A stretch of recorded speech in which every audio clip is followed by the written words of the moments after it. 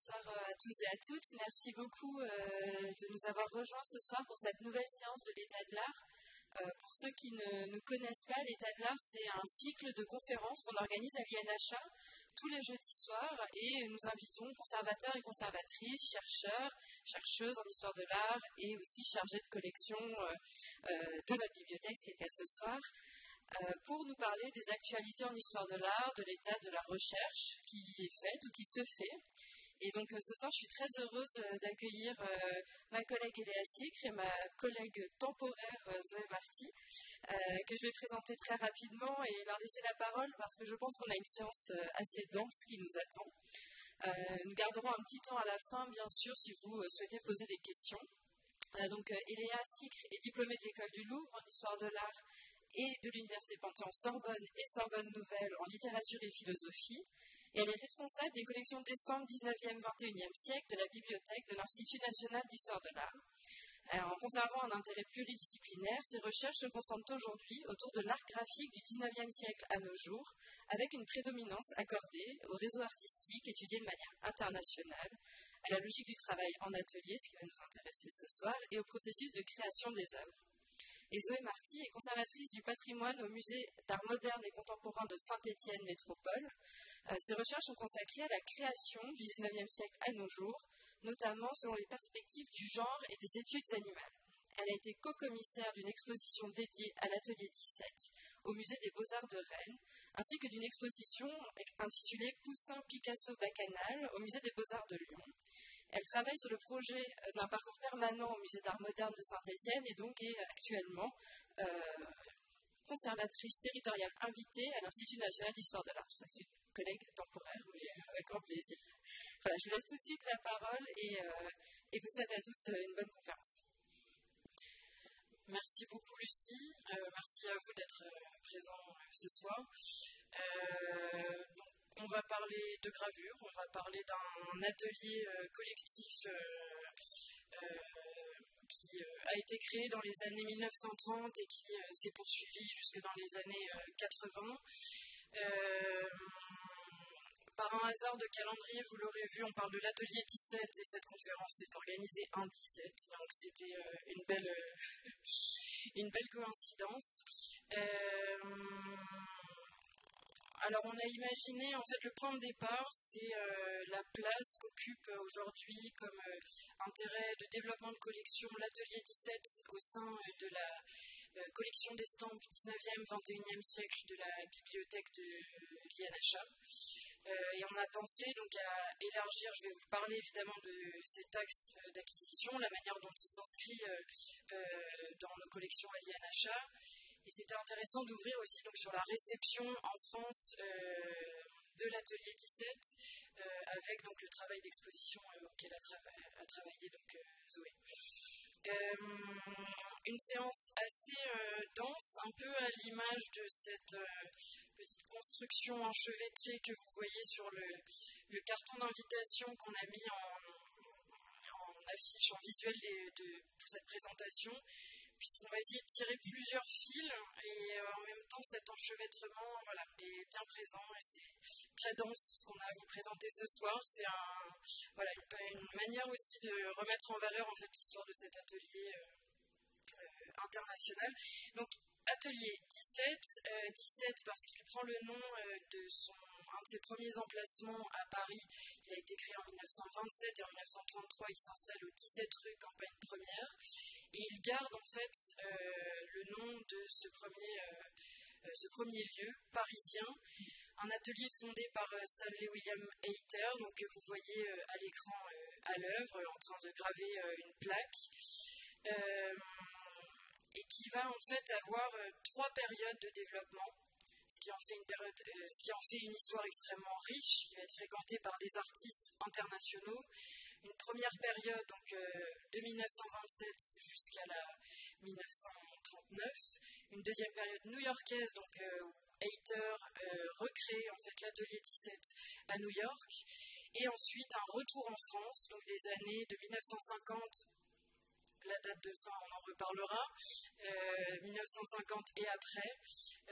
Donc voilà, on voulait vous proposer d'abord de revenir sur cette histoire un peu séquencée en 3 périodes, ensuite de revenir peut-être sur l'exposition et de montrer aussi comment l'atelier 17 s'intègre aujourd'hui dans les collections des stands de l'INHA.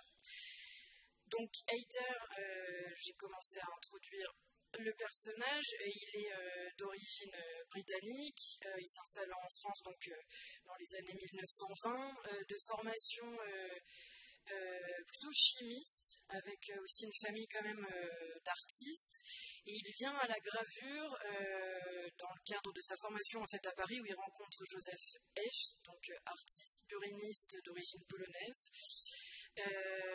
Et ensuite, il va avoir très vite en fait le goût de transmettre cette pratique. Alors vous voyez, on vous a mis à l'écran une sorte de, ce qui est assez rare, vous allez comprendre aussi toute l'importance et l'influence du surréalisme, une sorte de cadavresque sur plaque donc entre Hayter et Hecht, donc l'initiateur et l'élève donc, qui ont partagé cette plaque pour cette œuvre à 4 mains.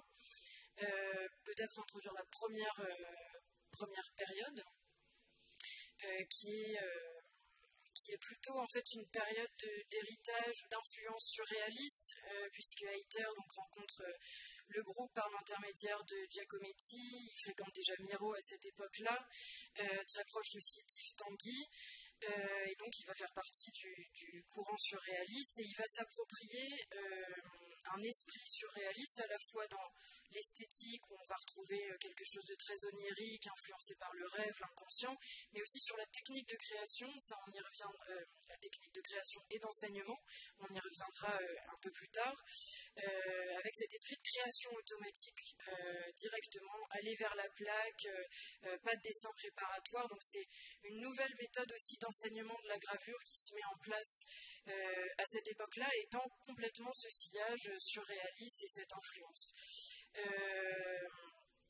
Dès la première période constitutive, donc plutôt autour d'amis, fréquentation surréaliste et déjà des premiers artistes un peu moins connus, plus débutants, mais déjà des grands noms qui sont associés.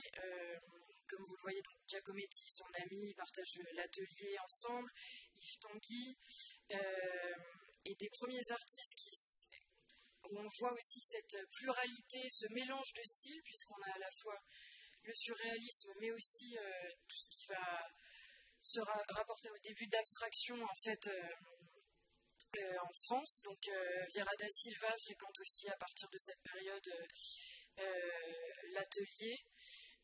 Donc déjà, en fait, une sorte de foyer, une sorte de bouillonnement de style, d'esthétique, de technique aussi. Hayter est plutôt buriniste, mais il va initier un certain nombre de techniques plutôt taille douce, c'est-à-dire l'eau forte, l'aquatinte, etc. Quelques-uns pratiquent la gravure sur bois, mais assez peu. Et foyer donc bouillonnant, mais aussi cosmopolite, puisque donc, bon, déjà par exemple Vieira da Silva, mais aussi on y reviendra sur Anton Priner, donc cet artiste d'origine hongroise, qui vient lui aussi par l'intermédiaire d'autres amis hongrois, donc il y a aussi déjà tout ce réseau en fait où une fréquentation en amène une autre. Donc voilà, déjà période un peu très riche, très effervescente dès sa première période Atelier 17, marquée aussi par l'engagement politique, puisqu'il y aura assez peu d'œuvres d'édition en fait collective, mais 2 sont assez importantes dans cette première période. Ces 2 albums de portfolio en fait qui marquent le soutien du groupe de l'Atelier 17 dans le contexte de la guerre d'Espagne. Donc un premier portfolio Solidarité qui réunit une dizaine de planches. Picasso participe par exemple aussi à ce portfolio. Il fréquente lui aussi de temps en temps l'Atelier 17. On a mis quelques exemples. André Masson, Dallas Ben, peut-être que tu nous en reparleras. Et un deuxième, donc, Fraternity, là aussi à 2 ans d'écart. Donc voilà, déjà une marque en fait d'engagement politique, puisque la vente, en plus de ces portfolios qui étaient en tirage limité, revenait à un fonds de solidarité en Espagne. C'était pour les enfants. Pour les enfants, ouais, c'est ça, exactement. Donc première période qui prend fin donc, avec l'exil américain avec le déclenchement de la Seconde Guerre mondiale, et un peu là aussi en suivant la trame surréaliste, donc exil vers les États-Unis. Oui, alors l'atelier il est reformé en 1940 à la New School for Social Research, qui est cette école qui a été fondée par des professeurs dissidents de Columbia University, qui veut un peu prôner des méthodes d'éducation plus modernes, plus engagées. Et donc, ils fondent l'atelier à cet endroit-là. Donc, ça redevient en fait un lieu de sociabilité pour les gens qui sont partis à New York, qui étaient déjà à l'atelier 17 en France, donc les surréalistes notamment. Donc, on retrouve Masson, on retrouve Tanguy, on retrouve des gens en fait qui le fréquentaient et qui reviennent. Et ça crée un espace de rencontre entre intergénérationnel et puis international aussi. Parce qu'il y a aussi des générations américaines, ou en tout cas émigrées plus jeunes, qui le fréquentent également. Donc on a Louise Bourgeois, par exemple, qui va fréquenter l'atelier 17. Mais ce n'est pas forcément ce que j'ai mis en premier. Je crois que j'ai mis une œuvre de Souffleur. On a Ayane Hugo. Donc là, c'est assez intéressant. Tu peux laisser sur Ayane Hugo. C'est une estampe assez intéressante puisque c'est une estampe qui a servi à faire une des premières auto-éditions d'Anaïs Nin. Et c'est une estampe qui est imprimée en relief, donc avec l'ancrage plutôt sur la partie supérieure, et elle existe en 2 versions. Donc on voit qu'il y a des expérimentations qui continuent dans cet atelier, notamment autour de, mais Léa en reparlera, des ancrages et autour vraiment de la plaque et de comment on travaille dessus. Donc voilà, Yann Hugo avec quelque chose d'assez surréaliste. C'est un moment à l'atelier 17 aux États-Unis où vont se mêler pas mal de nouvelles tendances, c'est-à-dire que le surréalisme a un impact sur la jeune génération américaine, mais ça se nourrit les uns des autres. En fait, il a souvent été perçu, l'atelier 17, comme une forme d'espace, en tout cas aux États-Unis, qui compense l'absence des cafés à Paris, qui crée en tout cas un espace d'émulation pour les artistes, et qui crée surtout un espace assez positif pour les créatrices, puisqu'elles se retrouvent en contact direct avec des artistes qu'elles ne pourraient pas forcément rencontrer dans d'autres cercles, puisque en fait, Hayter a une méthode de travail qui permet de valoriser les élèves qui jugent les plus intéressants et les plus intéressantes, qui les permettent d'assister par exemple des artistes qui ne vont plus forcément faire tout le travail d'impression. Et donc ces artistes vont collaborer avec des figures plus jeunes, et il y a tout un travail collectif qui se met en place. Et donc c'est assez intéressant en tout cas de voir tout ce qui peut naître de ces échanges-là. C'est vrai qu'il y a toute une organisation aussi d'ateliers avec celui qui va être massier, c'est-à-dire qui va organiser vraiment les dépenses, réunir. Et il n'hésite pas aussi à déléguer parfois la direction à d'autres. Ouais. C'est le cas de Souffleur, par exemple, qui était sur la slide juste avant, qui va assez vite. C'est une artiste qui est née à Pittsburgh, qui a déjà appris la gravure en fait avant d'arriver à l'atelier 17, mais qui du coup monte assez vite et va assister beaucoup à Hayter dans son enseignement et dans l'impression et le tirage d'estampes. Donc c'est un moment assez intéressant aussi. Et l'école ensuite va se déplacer géographiquement, mais va continuer à faire office de lieu. Donc j'avais mis, je crois, ensuite des estampes de Pollock, qui sont des estampes assez rares, puisque c'est des plaques qu'il a faites à l'atelier du 7, mais qui ont été tirées de manière posthume. Donc je trouve ça intéressant, c'est des choses toutes petites. On voit déjà un petit peu, on voit l'esthétique de Pollock à ce moment-là, qui est très intéressé par l'iconographie amérindienne qui se retrouve ici dans ses recherches. Et c'est vrai que du coup l'atelier 17 fait vraiment vecteur aussi de l'épanouissement, la naissance aussi de l'expressionnisme abstrait, enfin de la même manière que le surréalisme a joué son rôle dans ce courant-là. C'est vrai qu'on le retrouve directement en fait dans les productions, les artistes qui fréquentent l'atelier 17 à New York. Je pense qu'il y a la question du geste aussi qui est assez intéressante. Le geste nourrit à peu près des mêmes théories aussi de l'inconscient, etc., très présentes chez Hayter aussi. C'est un moment assez, on va dire, où on voit qu'il y a vraiment beaucoup d'esthétiques très différentes. Je ne sais pas du tout ce qu'il y a après comme image. Troisième. Oui, voilà. Bon, du coup, on en reparlera notamment sur la question de l'usage du textile. Je reviendrai un peu plus tard dessus. Mais c'est vrai que c'est ça qui est assez intéressant. Cette espèce d'espace d'autorisation, en tout cas, où on n'est pas forcément... on est dans des sociabilités qui sortent un peu du cadre, qui sont assez intéressantes à analyser. Complètement.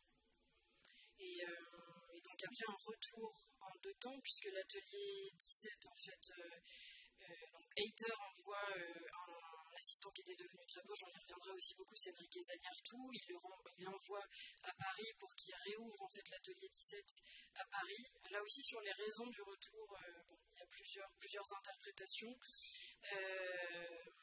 Et en même temps, l'atelier 17 New York se poursuit 5 ans, avec plusieurs directions, notamment Terrias, à laquelle on reviendra aussi. Et donc pour cette dernière période, 1950 et après, parce que là aussi la date n'est pas forcément définie, on y reviendra peut-être pour l'exposition. Dernière période, atelier 17 à Paris. Voilà, sur cette... oui, j'avais choisi d'illustrer en fait à chaque fois, donc avec évidemment des images d'atelier. Là, Hater avec Nina Negri, puisque Nina Negri, c'est une des artistes qui a un peu été une sorte de fil conducteur. Il y a un certain nombre d'artistes en fait qu'on retrouve durant les 3 périodes, et on voit aussi leur style s'épanouir, se développer, etc. C'est le cas de Nina Negri, qui était là dès la première période, et qui change complètement de style, en fait, depuis les années 20-30 jusqu'aux années 70-80. Et donc cette 3e période, là aussi, cosmopolitisme, internationalisme, on avait mis quelques exemples, je ne sais pas si on y revient, mais bon, il y a notamment Foyer, alors Krishna Reddy par exemple, des artistes donc même d'origine indienne, des artistes aussi d'origine d'Amérique latine, américaine aussi, puisqu'il y a Gary Singer, qui est né au Texas, qui a fait toute sa carrière en France. Donc américaine là aussi qui vient s'installer à Paris, et aussi tout le groupe Cobra, donc plus proche en Europe, donc qui viennent plutôt par l'intermédiaire d'Alefiansky. On a remis aussi ce qu'il avait appelé les hétérophilies, un hommage justement à Hater qui lui avait appris la gravure. Là aussi on voit que l'atelier 17 croise vraiment tous les courants contemporains, donc en intégrant aussi tout l'art informel, le mouvement Cobra, toutes ces recherches en fait esthétiques, plastiques, etc. Donc voilà, c'est un foyer extrêmement vivant. Également du côté japonais, on y reviendra aussi, Takesada Matsutani, qui nous fait l'honneur d'être là ce soir, mais aussi immigration et installation en France, il y a quelques artistes japonais qui sont à l'atelier 17 à cette époque-là. Donc voilà, ça reste un foyer en fait sur plusieurs décennies qui croise à peu près tous les courants artistiques de la période. C'est à chaque fois des différentes influences, mais des styles individuels dans un cadre collectif, et toujours aussi cosmopolite et international, peu importe ces périodes. Voilà, donc vous le voyez déjà, c'est l'histoire dense, beaucoup d'artistes qui s'y croisent, beaucoup de techniques et d'expressions esthétiques et artistiques. Et après, on souhaitait peut-être montrer par des axes un peu thématiques ce qu'apporte en fait l'atelier 17 par rapport à différents axes, celui de l'histoire de l'art, de l'enseignement, de la gravure, en des petites brèves peut-être sur les styles. Enfin voilà, on a déjà parlé, hein, c'est vraiment ces courants entre surréalisme et abstraction, un foyer cosmopolite, on l'a dit.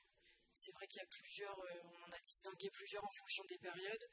Et sur le côté plutôt enseignement, avant de venir à l'exposition, sur le côté enseignement, en fait le contexte dans lequel s'inscrit l'atelier 17, il est assez singulier, puisque c'est une époque où il y a des grandes imprimeries d'art, des ateliers comme celui de la Courrière, Mourlot, Desjobert, plutôt du côté lithographie, taille douce, mais d'avoir un lieu où il y a vraiment cette part d'enseignement en même temps que le côté fabrication-production, c'est assez inédit. L'équivalent, et on en parlait avec Kate une fois, l'équivalent à l'époque c'était l'atelier Friedlander, dont nous on conserve les archives à l'INHA, on y reviendra aussi. Donc c'est un modèle assez incomparable d'avoir ces ensembles de fonctions dans un même espace. Donc l'atmosphère aussi de cet atelier collectif, on en a aussi parlé. L'enseignement de Hayter, c'est vrai que c'est vraiment cet héritage de création automatique, donc il invitait à aller directement sur la plaque sans passer par un dessin intermédiaire. Donc voilà, d'aller vraiment sur le côté spontané de la gravure, et beaucoup d'expérimentation aussi technique.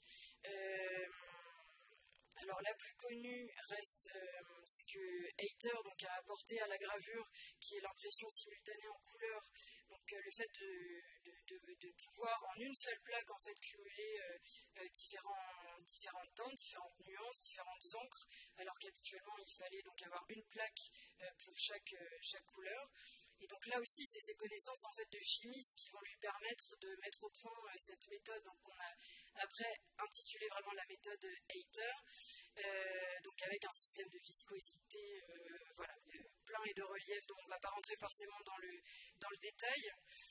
Et cet élan, ce goût de l'expérimentation est finalement assez contagieux à l'échelle de l'atelier. On avait mis quelques exemples aussi par exemple, Miro avec le système des morsures ouvertes. En fait, c'est un système qui avait été trouvé un peu par hasard par Max Ernst, qui s'était trompé de bande acide il avait des plaques de zinc qu'il a mis dans un bande d'acide pour des plaques de cuivre, ce qui a fait une réaction qui a complètement mordu la plaque qui en est ressortie trouée. Il a utilisé en fait comme potentiel vraiment d'impression artistique. André Masson, alors là c'était l'anecdote justement avec Sulfuller qui revient un jour avec l'atelier 17 New York avec une bouteille de sirop au sucre et qui commence à asperger une plaque pour faire de l'aquatinte au sucre, et finalement ça donne des expérimentations que réutilisent d'autres artistes. Donc André Masson voit ça et l'utilise pour toute une série de têtes dont le misanthrope. Donc voilà, un climat vraiment d'inventivité, d'expérimentation technique, c'est ce qui fait vraiment la distinction de l'atelier. On pourrait citer d'autres exemples, la papyrogravure de Priner. Bon, voilà, on a fait une sélection. Et donc c'est tout ce qui distingue aussi vraiment ce qui fait la particularité en fait de cet atelier. Aussi, grand pédagogue, on avait mis quelques images, on va passer, mais c'est vrai qu'il a transmis quand même beaucoup. Il a écrit lui-même ses traités. Il y a même une petite vidéo d'enseignement où il revient sur sa pratique en images. Je passe. Et peut-être maintenant revenir sur, vous le voyez, donc cette image qui est dense, qui est complexe, beaucoup d'artistes, beaucoup de techniques. Peut-être comment en fait la mettre en récit, c'est peut-être la question que vous vous êtes posée aussi au moment de l'exposition qui a été organisée au Musée des Beaux-Arts de Rennes sur l'atelier 17. Peut-être qu'on peut y venir dès maintenant. Oui, on peut. Alors c'est une exposition qui a eu lieu pendant le Covid, donc elle n'a pas été beaucoup vue. Il y a une vidéo qui permet de suivre la visite avec sa commissaire principale, qui était Laurence Saint-Bernon, qui est la responsable des collections 20e au Musée des Beaux-Arts de Rennes à cette époque-là. Et donc c'est une exposition qui lui tenait beaucoup à cœur, sur laquelle elle travaille depuis pas mal d'années. Et donc c'est une exposition assez simple, c'était la volonté de vraiment revenir sur l'histoire de l'atelier 17 depuis Paris, en passant par New York et en repassant par Paris. C'était pendant le moment de la saison américaine qui avait donné lieu aussi aux expositions sur l'abstraction à Nantes et à Marseille. Donc on était dans toute cette saison américaine qui était soutenue par Frame, mais qui était un peu rendue complexe puisque les voyages et les prêts, notamment auprès des institutions états-uniennes, étaient rendus un petit peu compliqués. Pour autant, l'exposition a été montée et on a publié un catalogue. En fait, la subvention qui devait servir au voyage aux États-Unis de la commissaire, du coup, on l'a transformée en budget pour le traduire. Je ne sais plus si ça a été fait au final. Mais il y avait tout un projet d'exposition. Donc, elle a été montée et l'objet, c'était à la fois montrer l'atelier 17, le rôle de Hayter dans l'atelier 17. Il y avait également une composante autour de Hayter peintre, puisque c'était aussi assez important de le resituer au-delà de la gravure et de resituer les artistes aussi au-delà de la gravure, parce que beaucoup d'entre eux et d'entre elles ont fait de la gravure, mais aussi ont fait d'autres choses, et ça a un impact sur la manière dont ils font la gravure, et inversement, la gravure peut avoir un impact sur la manière dont ils travaillent. Donc c'était aussi l'enjeu de faire une exposition qui puisse montrer un peu les deux, et montrer comment cet atelier 17 pouvait nourrir des pratiques très différentes à différents niveaux. Je pense qu'on peut peut-être avancer un peu. Voilà, vous avez vu l'exposition des salles, donc beaucoup d'estampes. c'est vrai que dans l'historique en fait, des expositions un peu rétrospectives sur l'atelier 17 en France, il y en a eu peu. Il y en a eu une, c'est celle qui s'était tenue à Gravelines dans les années 90. C'était la première grande rétrospective de l'atelier 17 en France, alors qu'on pouvait le voir exposé au Japon, aux États-Unis, etc. Il y avait un manque quand même en France. Et c'est vrai que, en fait, en reprenant les deux catalogues, c'est-à-dire l'exposition Gravelines 1993, la vôtre en 2020, en fait, on raconte cette histoire un peu de la même façon, c'est-à-dire chronologique. Il y a les grandes périodes, les artistes qui y passent, et en même temps, il faut faire des choix. Quelle différence, par exemple, entre l'exposition de Gravelines et la vôtre en termes d'artistes choisis? Je sais qu'il y a eu tous les apports du côté américain. J'ai l'impression que c'est ça, principalement, ce qui a fait la distinction. C'est toutes les nouvelles recherches sur l'atelier 17 période américaine. Et c'est vrai que les recherches sur l'atelier 17 viennent principalement des États-Unis. Il y a eu Joan Moser déjà. En fait, c'est assez intéressant, si vous vous y intéressez, vous allez voir beaucoup de ressources en ligne. Donc, c'est le catalogue du cinquantenaire de l'atelier qui est assez riche, avec des listes d'artistes qui commencent déjà en fait, à essayer de travailler sur qui est passé par l'atelier, à quelles étapes. Elle a fait sa thèse en réalité sur l'atelier 17. Et plus récemment, il y a Christina Weil, qui est une chercheuse qui s'est questionnée sur la question du genre et l'atelier 17, notamment sur la période américaine, et sur le rôle et la place des créatrices au sein de l'atelier, puisqu'elle part d'un discours qui souvent a pu être perçu comme plus difficile avec les créatrices ou complexe dans ses rapports avec les femmes. Et pour autant, un nombre assez énorme de créatrices sont passées par cet atelier et ont bénéficié de son enseignement et ont bénéficié des apports de ce lieu d'échange. Donc c'est vraiment toute une étude sur leur place au sein de l'atelier qui était assez intéressante et qui a donné donc, à un ouvrage qui est passionnant, qui est à la bibliothèque de l'INHA au premier étage du magasin central, si vous voulez le consulter. Il y a un site web. Et il y a un site web qui recense en fait toutes les biographies qu'elle a pu faire dans le cadre de ce travail, qui est assez intéressant, je vous invite à y aller. Donc c'est vraiment un travail assez essentiel, puisque ça permet de les resituer dans leur vie très, très nettement, de voir comment elles ont participé à l'atelier, à quel moment, et les œuvres qu'elles ont pu produire, notamment grâce aux apports à la fois des collections américaines qui sont assez riches, donc notamment le MoMA, le Brooklyn Museum, mais également aussi plusieurs galeries qui représentent bien les artistes de l'atelier 17, notamment la galerie de Lanne Maxwell, où il y a beaucoup d'estampes, qui était d'ailleurs une grande prêteuse de l'exposition de Rennes. Donc c'était ça, une volonté de le réinjecter dans l'exposition à travers des prêts et également à travers un essai qu'on lui avait commandé sur la présence des sculptrices dans l'atelier et comment les pratiques de sculpture pouvaient impacter la gravure et réciproquement autour des figures d'Hélène Phillips et un petit peu de Louise Nevelson. Donc c'était... Est-ce que tu veux en parler un peu? Oui, on peut. Alors il y avait... On a tellement dit... Non, mais je vais peut-être reviens un peu avant. Reviens aux dentelles de sous-foulard. C'est vrai que ça, c'est une grande thématique et c'était bien que ce soit rendu visible par cet article-là aussi. Toute l'expérience du relief, du jeu de relief, de sculpture, dans l'apprentissage aussi, Atelier 17, ça c'est une grosse composante et qu'on retrouve dans les pratiques plutôt de femmes aussi. Il y a toute une question, un rapport au textile qui se développe pas mal dans la période américaine de l'atelier, notamment autour des créatrices, mais pas uniquement, puisque même Hayter fait des effets de texture. En fait, elles utilisent les vernis mous sur lesquels elles apposent des textiles pour avoir des effets de matière et de dentelle. Donc là, on le voit assez directement avec cette œuvre N de Sofuller, où c'est un col en dentelle qu'elle a utilisé pour faire sa composition. Donc c'est assez intéressant. Donc ça, c'est quelque chose qui est très étudié par Christina Weil, avec l'idée qu'elle interroge un petit peu la place de ces pratiques-là au sein de la gravure, de leur légitimité, de la manière dont elles sont perçues aussi par leurs collègues masculins, comme des pratiques liées au textile, donc liées aux domestiques, liées aux femmes. Enfin, il y a toute une réflexion là-dessus.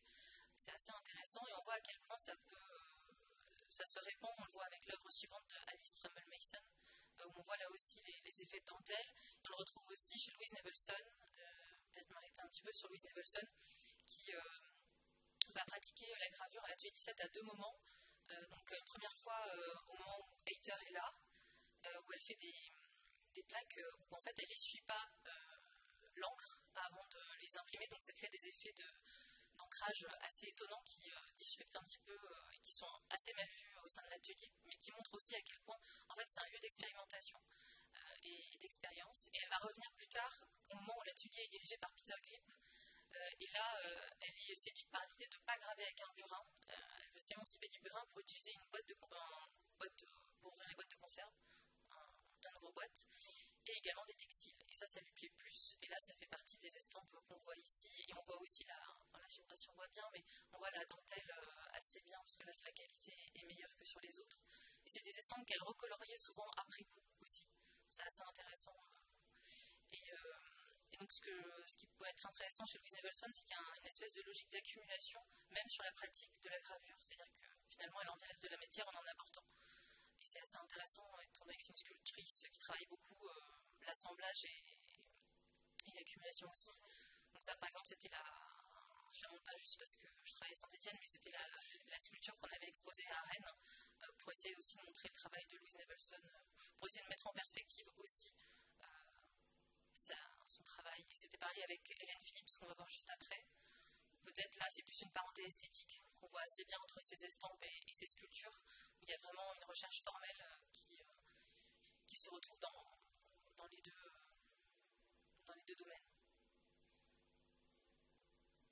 Et donc ça, c'était des artistes, c'est vrai qui étaient un peu invisibles en fait dans la première exposition ici en France, et je pense l'apport principal en fait de l'exposition aussi sur cette période-là et sur ces artistes créatrices là en particulier. Moi, j'avais une dernière question, parce que c'est vrai que c'est une exposition qu'on n'a pas pu voir.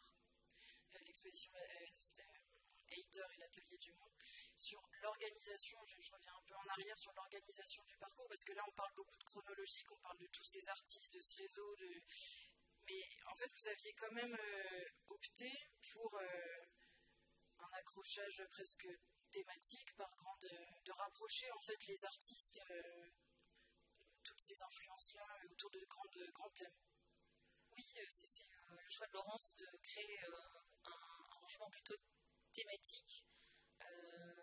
D'abord, il y avait la question de la violence et de la guerre qui est quand même très prenante, étant donné le contexte, et étant donné aussi, je pense, la manière aussi dont on le voit dans la vidéo que vous pouvez voir sur YouTube de Hayter parler de la gravure, avec un champ lexical assez marqué par le champ lexical de la guerre et du combat. Il y a beaucoup d'estampes qui s'appellent combat, qui ont des tonalités un petit peu violentes, donc déjà ça faisait un corpus. Ensuite, il y avait effectivement beaucoup de surréalistes qu'on voulait mettre en avant. Je pense que le rangement aussi, il est lié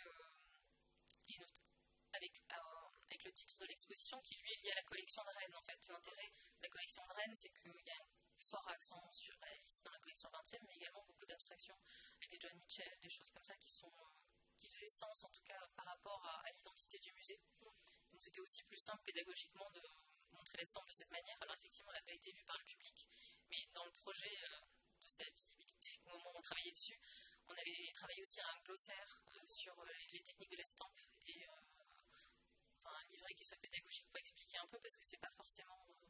c'est une expo qui faisait un petit peu peur à notre service des publics. Voilà. C'est un peu bête, mais c'est quand même important de pouvoir aussi raconter ces techniques, et comment les raconter si on n'explique pas de quoi on parle. Et il y avait des œuvres de nature technique différentes, ou c'était complètement graphique? On avait des matrices. Il y avait des matrices. Est-ce qu'il y avait des peintures, par exemple, de Hayter? Oui, il y avait des peintures, il y avait tout un... Même c'est sur les peintures. Ouais. Donc quelques matrices, pas de sculpture. Si, sculpture, Hélène Phillips, Louise Nevelson et d'autres. Je ne me rappelle plus. En tout cas, la vidéo...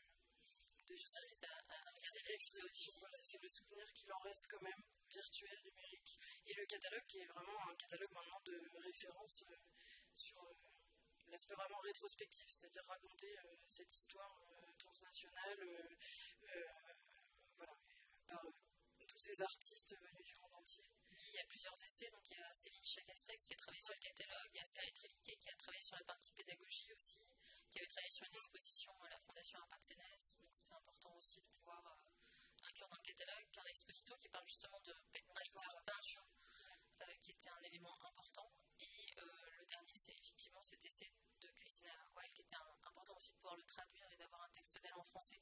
Je trouvais ça important que sa pensée puisse, dans une version plus synthétique, avoir nouveau chapitre qui permettait aussi de montrer qu'il y avait des activités de la recherche autour de l'atelier, qui sont d'ailleurs toujours portées par elle, qui sont importantes. Je pense que c'est un terreau, l'atelier 17, pour les jeunes chercheurs et chercheuses qui chercheraient des figures à valoriser ou à découvrir ou à raconter. Quand on va sur le site de l'atelier 17, il y a vraiment tout un onglet avec un Excel qui recense tous les artistes qui y sont passés. Et c'est pas uniquement des graveurs, c'est vraiment plein d'artistes différents. Et je pense que c'est vraiment un point de départ intéressant de recommencer à travailler sur le 20e. Et pour passer donc de cette exposition aux collections de l'INHE, c'est vrai qu'on le voyait, par exemple, on voit à travers le catalogue les nombreux prêts de différentes institutions françaises, il y a Gravelines, il y a la BNF aussi, mais il y a toujours ce sentiment un peu d'éparpillement, c'est-à-dire qu'il n'y a pas un fonds atelier 17, c'est vraiment dans différentes institutions et beaucoup en majorité aux États-Unis, quelques œuvres quand même en France. Et donc la manière dont nous, à l'INHE, donc au sein de la collection d'estampes, on a commencé donc à s'y intéresser. En fait, ça s'inscrit dans une politique, une identité de collection qui est assez singulière. La collection d'estampes modernes et contemporaines, donc 19e, 21e siècle, elle est héritière d'une ancienne bibliothèque, qui est la bibliothèque d'art et d'archéologie, fondée par Jacques Doucet au début du XXe siècle, dirigée par Noël Clément-Janin, qui en était donc le conservateur, et qui, dès cette époque, en fait, ont constitué une sorte de programme, vraiment une sorte de cadre à penser de cette collection qu'on poursuit, en fait, aujourd'hui, qu'on oriente avec évidemment d'autres courants, d'autres artistes, mais dans le fond, il y a vraiment un ADN, une identité qu'on prolonge et qui s'oriente autour du processus de création, c'est-à-dire la manière dont on documente une gravure depuis sa matrice, son dessin préparatoire, jusqu'aux épreuves définitives, tout l'aspect vraiment technique.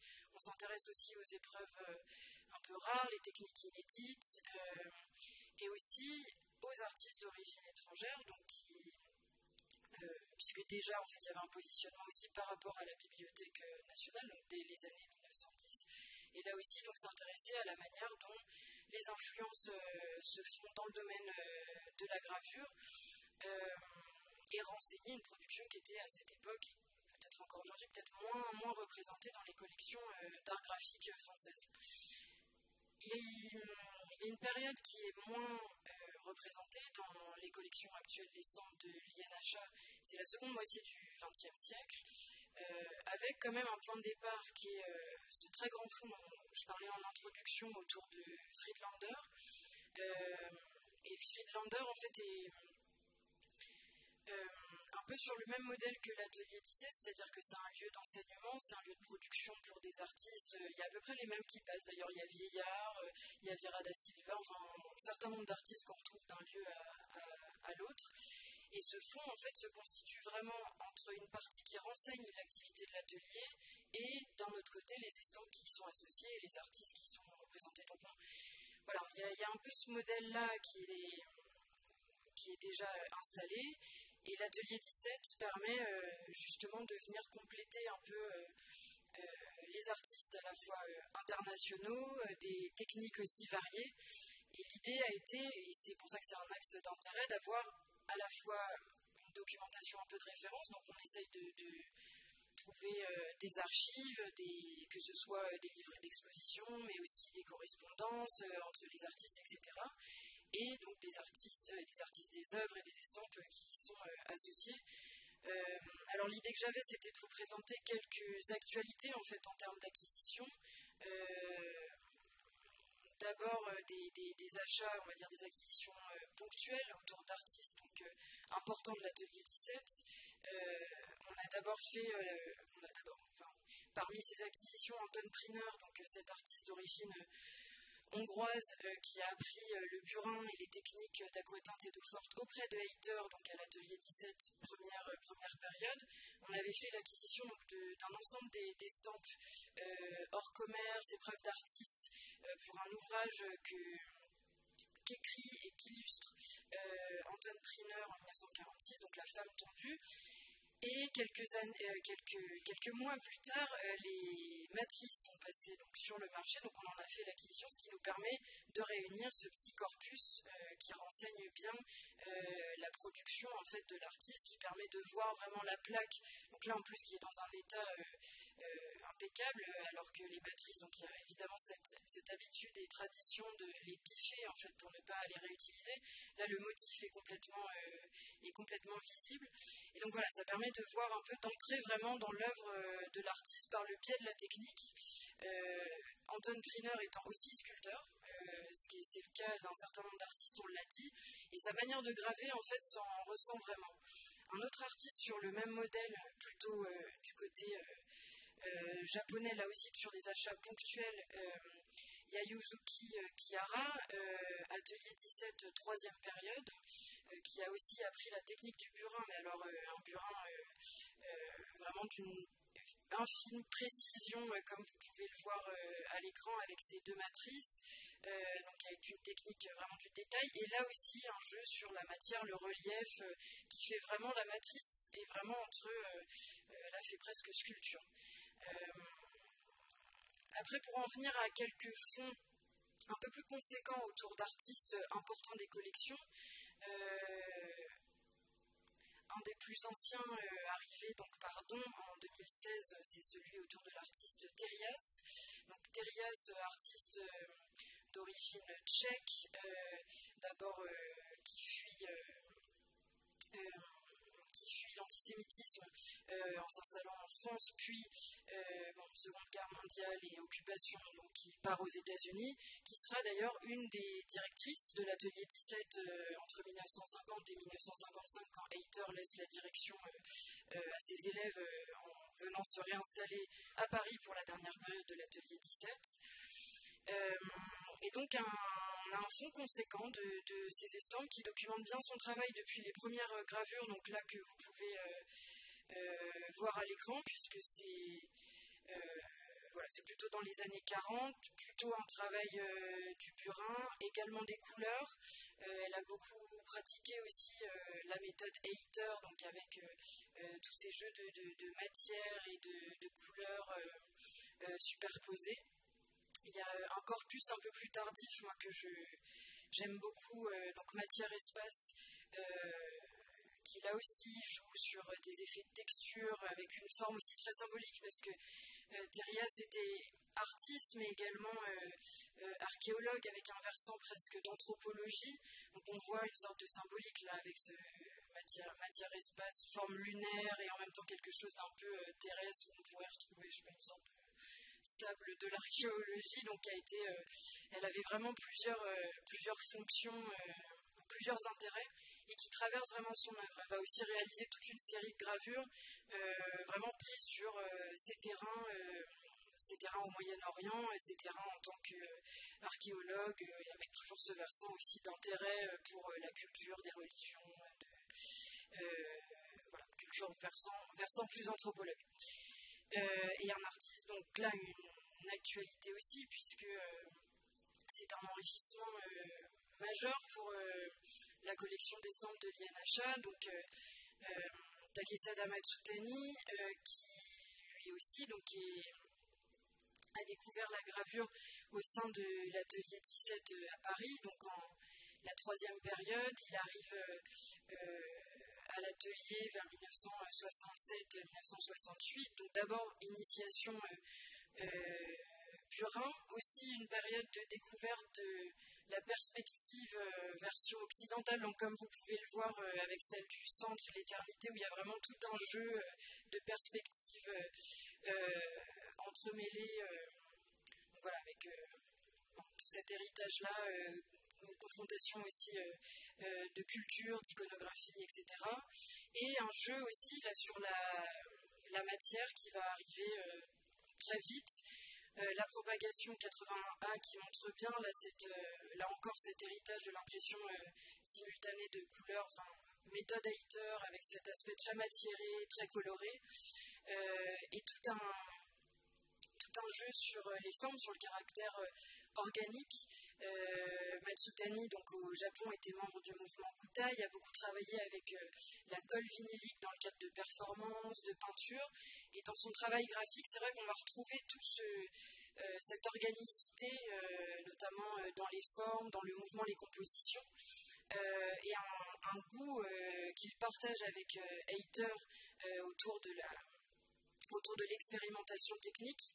Alors, j'aime beaucoup présenter cette gravure aussi, puisque c'est une sorte de période de transition, où à la fois l'héritage, donc expérimentation de la taille douce, donc eau forte, aquatinte, période Hayter, et en même temps la découverte aussi de la sérigraphie,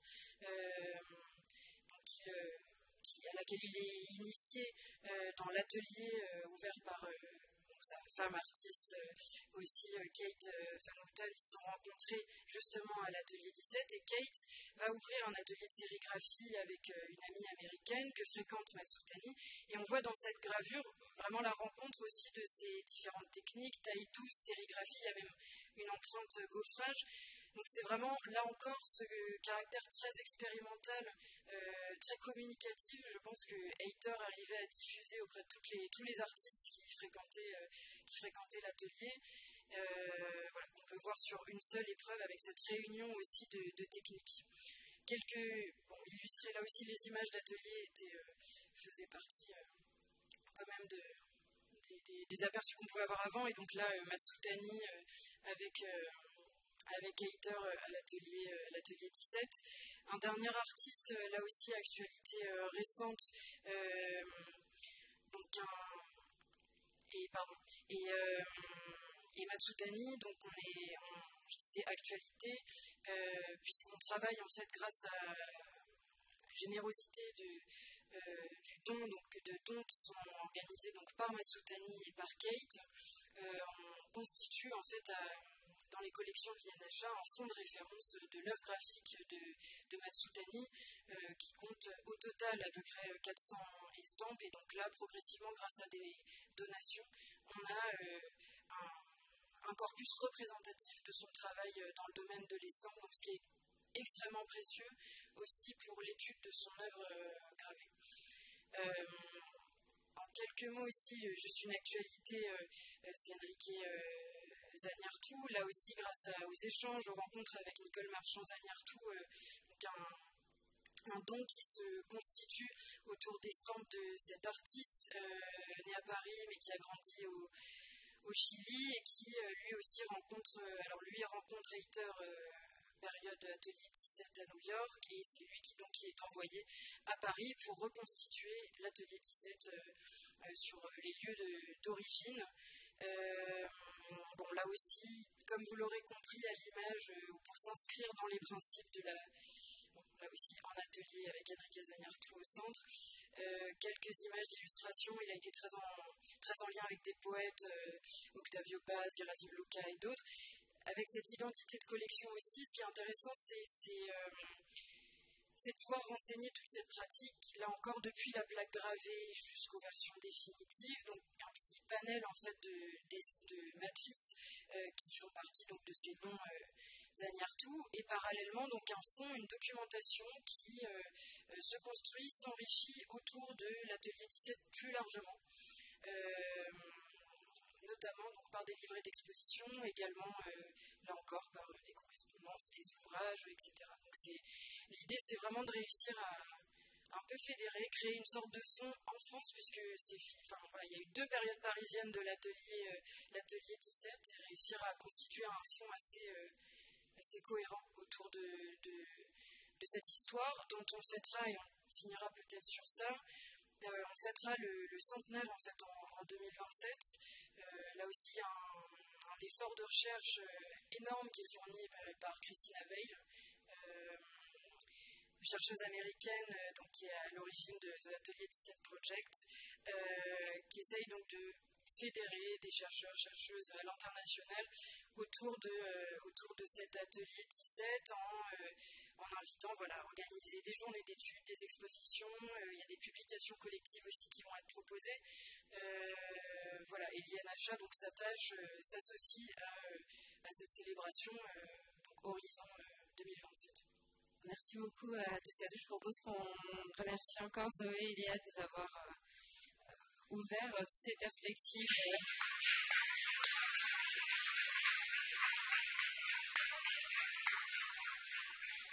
Un état de l'art encore en construction, mais très enthousiasmant.